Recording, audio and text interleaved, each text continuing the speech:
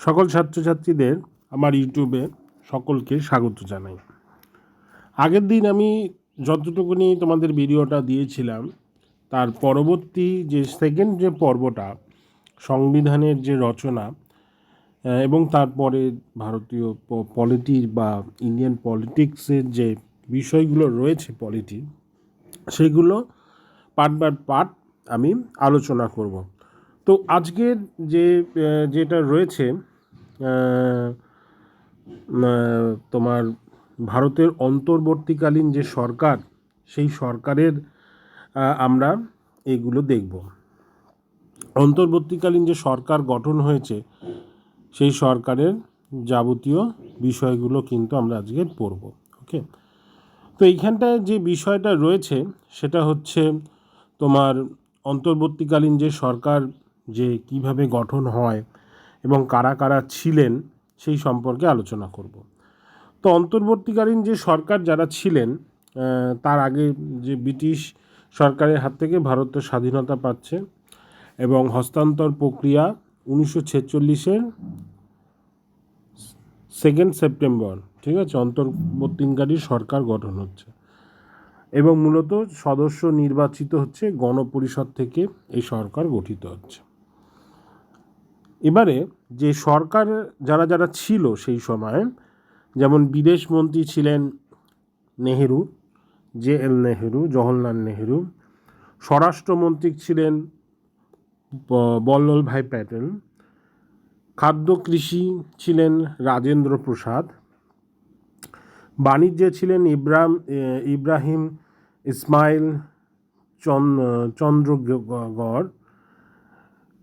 চুন্দ্রিগড়। আচ্ছা, এরপর ছিলেন প্রতিরক্ষা বলদেব সিং। অর্থমন্ত্রী ছিলেন লিয়াকত আলী খান। শিক্ষায় ছিলেন গোপালাচারিয়া ছিলেন এবং স্বাস্থ্যই ছিলেন গজনফর আলী খান, ঠিক আছে। শ্রমে ছিলেন, যে শ্রম বিভাগে যিনি ছিলেন তিনি হচ্ছে জগজীবন রাম। আইনে ছিলেন যোগেন্দ্রনাথ মণ্ডল। রেল যোগাযোগ এবং বায়ু মাধ্যম ছিলেন আব্দুল রাবাব নিস্তার এবং খনি এবং শক্তি ছিলেন CH ভাবা।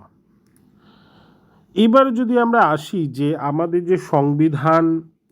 যে সংবিধানের যে অংশগুলো কোত্থেকে কি নেওয়া হয়েছে, কোন সংবিধান থেকে, এগুলো কিন্তু কোশ্চেন আসে পরীক্ষায়, কিন্তু এগুলো প্রচুর দেয়, যে কোনো পরীক্ষায়, কম্পিটিটিভ পরীক্ষায় এইগুলো কিন্তু আসে তোমাদের। তাহলে 1935 সালে যে ভারত শাসন আইন হয় 1935-এ, সেই ভারত শাসন আইন যে হয় 1935-এর, সেই ভারত শাসন আইনে ভারতীয় সংবিধানের কি কি নেওয়া হচ্ছে সেখানে, সেই বিষয়টা এখানে কিন্তু দেওয়া রয়েছে।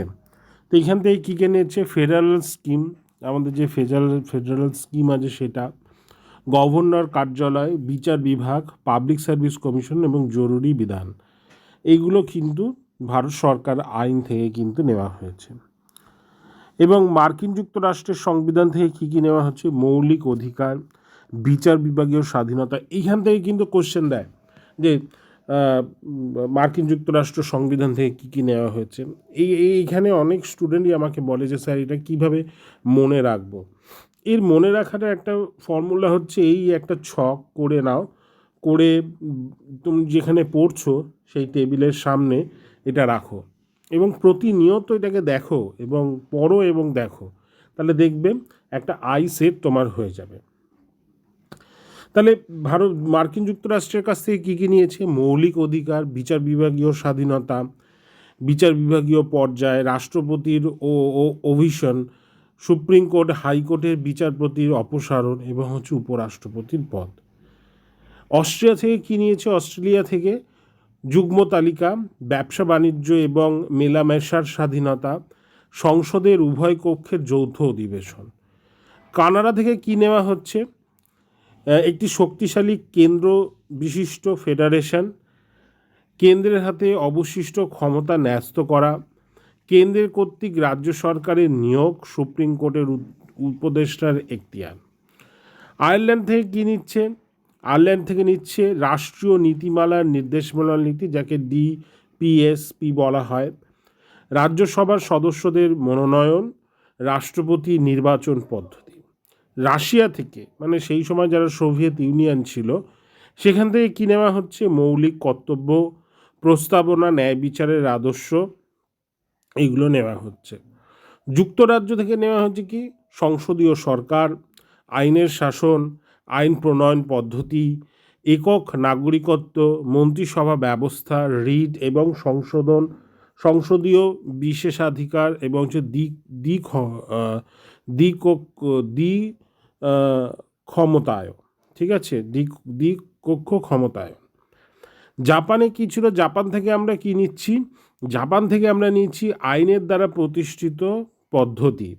জার্মানি থেকে নিয়েছি আমরা জরুরি অবস্থার সময় মৌলিক অধিকার স্থগিতকরণ।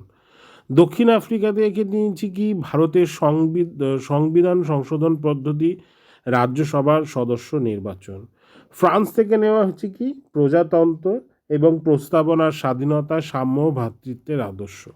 এই বিষয়গুলো কিন্তু এই সব সংবিধান থেকে কিন্তু তুলে নেওয়া হয়েছে, ভারতীয় সংবিধানে সেটা অ্যাপ্লাই করা হয়েছে বা গ্রহণ করা হয়েছে। প্রস্তাবনা, আজ এই প্রস্তাবনার আমরা একটুখানি পড়ব। তো প্রস্তাবনায় কি বলছে? প্রস্তাবনা বলছে যে প্রস্তাবনার অর্থ হলো সংবিধানের ভূমিকা বা সংবিধানের অন্তর্গত আইনগুলির মুখবন্ধ, মানে যে আইনগুলো রয়েছে তার একটা মুখবন্ধ, ঠিক আছে। সংবিধান প্রণেতারা মার্কিন সংবিধান থেকে এই প্রস্তাবনার ধারণাটি গ্রহণ করে এবং আমেরিকার সংবিধানও হলো প্রস্তাবনা সম্বলিত প্রথম লিখিত সংবিধান। ভারতীয় সংবিধানের মূলধারাটি নেহেরুর উদ্দেশ্যমূলক সংক্রান্ত প্রস্তাবনার অবজেক্টিভ রেজলিউশনের ওপরে ভিত্তি করে গড়ে ওঠে। এই প্রস্তাবটি 13 ডিসেম্বর 1946 গণপরিষদে গৃহীত হয়। ওকে, এবং ন্যায় বিচার ধারণা রাশিয়া থেকে গৃহীত হয়। স্বাধীনতা, সাম্য, ভ্রাতৃত্বের ধারণা ফরাসি বিপ্লব থেকে নেওয়া হয় এবং প্রস্তাবনা সংবিধানের একটি অবিচ্ছেদ্য অংশ। প্রস্তাবনার সংজ্ঞা কি দিয়েছে? 3 জনের সংজ্ঞা এখানে ভাইটাল, এই 3 জনের কিন্তু উক্তি আসে, ঠিক আছে।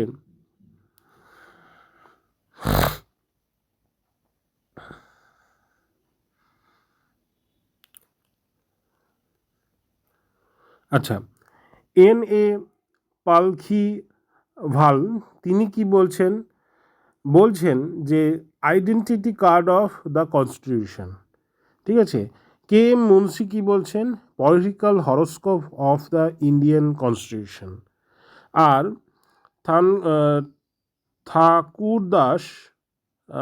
ঠাকুরদাস ভার্গব কি বলছেন? Soul of the constitution. তাহলে এরা প্রস্তাবনাকে এইভাবে সংজ্ঞায়িত করেছেন। প্রস্তাবনার ক্ষমতার উৎস রূপেই ভারতের জনগণকে সুস্পষ্টভাবে স্বীকার করে এবং প্রস্তাবনা আইনের দ্বারা বলবৎযোগ্য নয়। সংবিধানের বিভিন্ন অংশের উপরে আলোকপাত করা তথা তাদের ব্যাখ্যার জন্য সুপ্রিম কোর্টের প্রস্তাবনার সাহায্য নেওয়া হয়েছে। এখানে এটা বলা হয়েছে যে প্রস্তাবনায় যেটা রয়েছে যে আমরা ভারতের জনগণ ভারতকে একটি সার্বভৌম সমাজতন্ত্র, ধর্মনিরপেক্ষ গণতন্ত্র, সাধারণতন্ত্র রূপে গড়িয়া তুলতে এবং উহার সকল নাগরিক যাহাতে সামাজিক, অর্থনৈতিক, রাজনৈতিক, ন্যায় বিচার, চিন্তা, অভিব্যক্তি, বিশ্বাসের, ধর্ম ও উপাসনার স্বাধীনতা প্রতিষ্ঠা এবং যুগের সমতা নিশ্চিতভাবে ভালো করে এবং তাদের সকলের মধ্যে একটি মর্যাদা ও জাতির ঐক্য, সংহতি এবং আশ্বাসক বর্ধিত হয়, ঠিক আছে। এটা আমাদের প্রস্তাবনায় রয়েছে। তো প্রস্তাবনা এখান থেকে যে কোশ্চেনটা আসে যে ধর্মনিরপেক্ষতা এটা কততম সংবিধান সংশোধন নেওয়া হয়, এটা পরেই দেওয়া রয়েছে লাস্টে। তো এই প্রস্তাবনার যে মূল ভাবনা, যা তাৎপর্য হচ্ছে সার্বভৌম কি? বাহ্যিক এবং আভ্যন্তরীণ ক্ষেত্রে কোনো নিয়ন্ত্রণের অধীনে নয়, অর্থাৎ ভারত একটি সার্বভৌম দেশ বা বিভিন্ন দেশ যে সার্বভৌম দেশ, তার একটা বিষয় কি বাইরের কোনো রাষ্ট্রের ইনফ্লুয়েন্স কাজ করে না, ঠিক আছে, কাজ করবে না তোমার রাষ্ট্র পরিচালনার ক্ষেত্রে, বা তুমি হিউজ পরিবর্তন করলে নীতির, সেটা সেই রকম নয়। তাহলে বাহ্য এবং আভ্যন্তরীণ ক্ষেত্রে কোনো নিয়ন্ত্রণ অধীনে নয়। সমাজতান্ত্রিক বলছে ক্ষমতা এবং অর্থ নির্দিষ্ট শ্রেণীর হাতে পুঞ্জীভূত নয়, যে ক্ষমতা এবং অর্থ কোনো নির্দিষ্ট কারোর হাতে পুঞ্জীভূত নয়।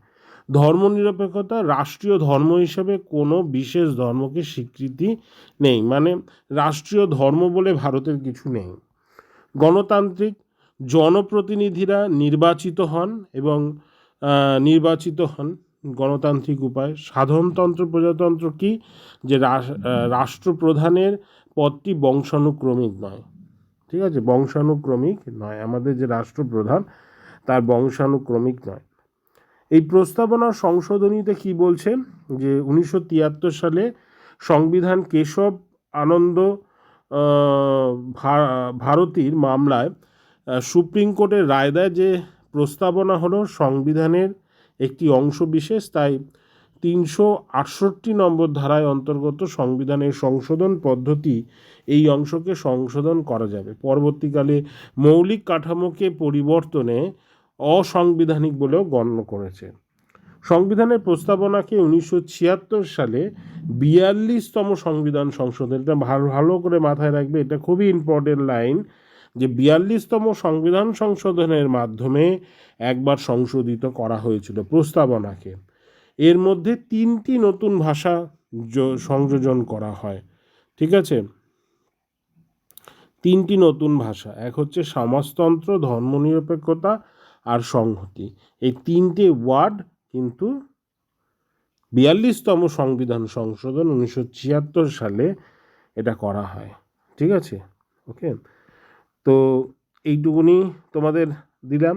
পরবর্তীকালে আরও অনেকগুলো দেবো, কিন্তু ভিডিওটা যাতে না বড় হয়ে যায় সে কারণে আমি ছোট ছোট করে দিচ্ছি। এরপরে লাইভ ক্লাস থাকবে, লাইভ ক্লাসের এটা চলে এলে আমার ইউটিউবে আমি লাইভেও যাব, এবং তোমরা সেই সময়সূচি সবই পেয়ে যাবে। তো আজকে পর্যন্ত এইটুকুনি। সবাই ভালো থেকো, ভালো লাগলে অবশ্যই লাইক এবং সাবস্ক্রাইব করে রেখো, শেয়ার করো তোমাদের বন্ধু এবং গ্রুপসের মধ্যে। আরও কিছু জানার থাকলে অবশ্যই আমাকে ফোন করতে পারো, কিংবা তোমরা কমেন্টেও জানাতে পারো। সকলে ভালো থেকো, পড়াশোনা চালিয়ে যাও।